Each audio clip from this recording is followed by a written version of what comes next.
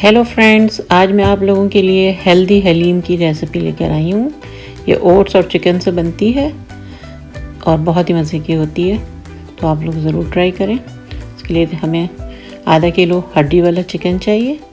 उसको बॉईल करने के लिए रख दें पानी डाल के, अदरक लहसुन डाल दें और फिर उसको शेरेट करके उसकी चिकन अलग कर लें और यखनी रिज़र्व कर लें। आगे जाके हम उसे यूज़ करेंगे।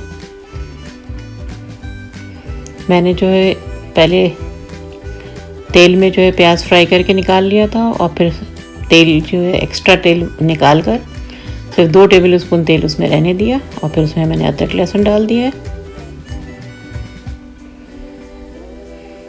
और फिर इसमें हम लाल मिर्चें 2 टीस्पून डालेंगे, हल्दी डालेंगे 1 टीस्पून और कुटी हुई मिर्च डालेंगे 1 टीस्पून, धनिया डालेंगे 1 टीस्पून और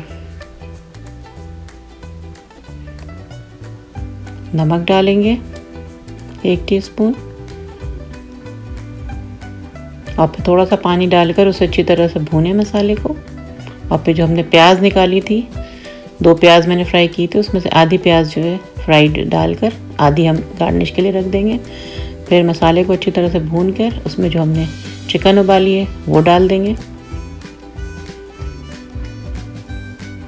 और फिर डालकर उसको भूनेंगे चिकन को ताकि उसकी बसान निकल जाए। 2-3 मिनट भुने। उसके बाद फिर हम इसमें 1 कप के करीब मसूर की दाल जो है वो भिगो के डालेंगे।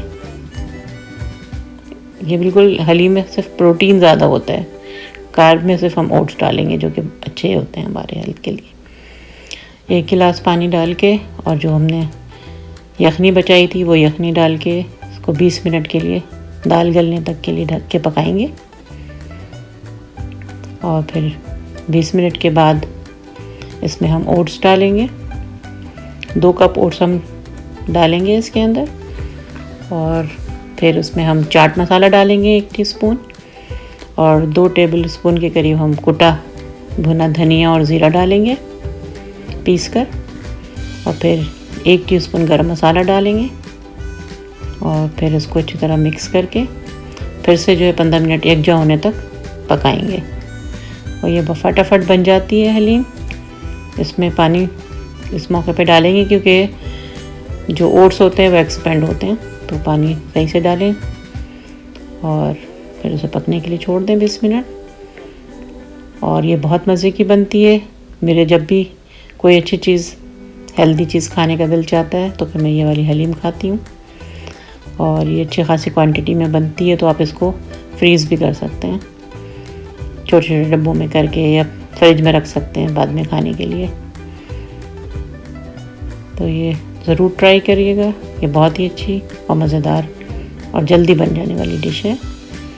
तो मुझे इजाज़त दें, बहुत जल्द फिर एक अच्छी रेसिपी के साथ आऊँगी।